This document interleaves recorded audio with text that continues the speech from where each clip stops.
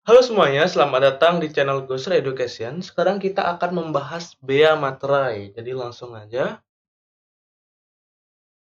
Apa sih yang dimaksud bea materai? Ya, bea materai itu adalah pajak atas dokumen. Simpelnya seperti itu.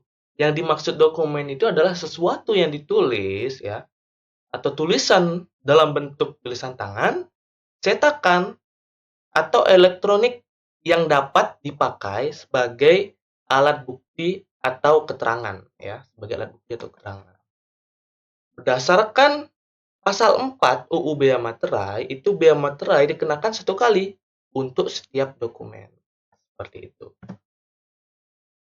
Untuk objek bea materai ya, itu dokumen, yang pertama itu dokumen yang dibuat sebagai alat untuk menerangkan mengenai suatu kejadian yang bersifat perdata. Yang kedua, itu dokumen yang digunakan sebagai alat bukti di pengadilan. Ya. Selanjutnya itu adalah dokumen yang menyatakan jumlah uang dengan nominal yang lebih dari 5 juta rupiah. Ya. Itu menyebutkan penerimaan uang dan berisi pengakuan bahwa utang seluruhnya atau sebagiannya telah dilunasi atau diperhitungkan. Selanjutnya itu untuk non-objek bea materai. Untuk non-objek bea materai, itu yang pertama ada dokumen yang terkait lalu lintas orang dan barang. Yang kedua itu untuk ijazah ya. Yang ketiga itu untuk tanda terima pembayaran gaji, uang tunggu, pensiun, uang tunjangan, dan pembayaran lainnya yang berkaitan dengan hubungan kerja, serta surat yang diserahkan untuk mendapatkan pembayaran. Ya. Keempat itu tanda bukti penerimaan uang negara dari kas negara, kas pemerintah daerah, bank, dan lembaga lainnya yang ditunjuk oleh negara berdasarkan ketentuan peraturan perundang-undangan. Nah, itu tidak termasuk objek dari bea materai atau non-objek bea materai. Tarif bea materai itu pasal 5 ya, UU Bea Materai 2020.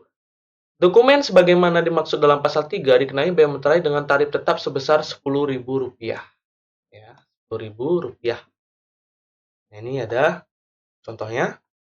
Itu berlaku mulai 1 Januari 2021. Jenis-jenis materai itu ada banyak ya, tidak hanya materai tempel saja. Yang pertama itu ya, materai tempel. Gambar lambang negara Garuda Pancasila ya, ada gambar Garuda Pancasilanya, ada prasa ya, ada tulisan materai tempel, angka yang menunjukkan nilai nominal dengan ciri khusus sebagai unsur pengaman pada desain, bahan, dan teknik cetak ya.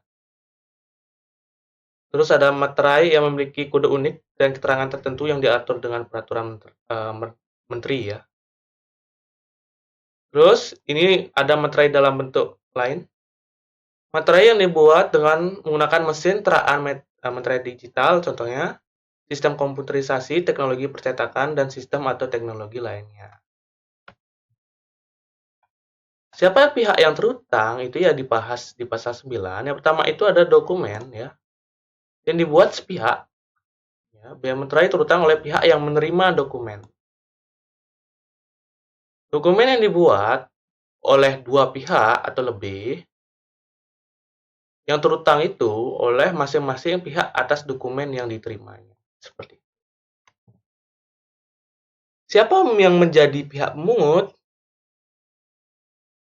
Itu pasal 10 dan 11 itu pemungutan bea materai yang terutang atas dokumen sebagaimana yang dimaksud dalam pasal 3 ayat 2 dapat dilakukan oleh pemungut bea materai. Kewajiban pemungut bea materai itu yang pertama adalah memungut bea materai yang terutang atas dokumen tertentu dari pihak yang terutang. Yang kedua itu menyetorkan bea materai ke kas negara. Yang ketiga itu melaporkan pemungutan dan penyetoran bea materai ke kantor DJP.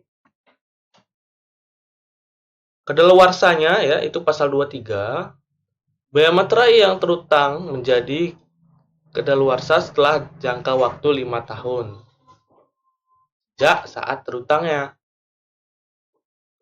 Terus ada ketentuan pidana itu di pasal 24. Setiap orang yang meniru atau memasukkan materai yang dikeluarkan oleh pemerintah Republik Indonesia dengan maksud untuk memakai atau meminta orang lain memakai materai tersebut sebagai materai asli, tidak palsu atau sah. Terus yang kedua itu adalah membuat materai dengan menggunakan cap asli secara melawan hukum, termasuk membuat materai elektronik dan materai dalam bentuk lain, ya. Itu melawan hukum, dipidana penjara paling lama 7 tahun dan pidana denda paling banyak 500 juta rupiah. Ya, mungkin sekian untuk materi biaya materai ya. Cukup singkat. Jadi, misalkan kalau Anda memiliki pertanyaan, silakan diketik di kolom komentar. Jangan lupa untuk subscribe dan like-nya untuk membangun channel ini semakin berkembang. Sekian, terima kasih.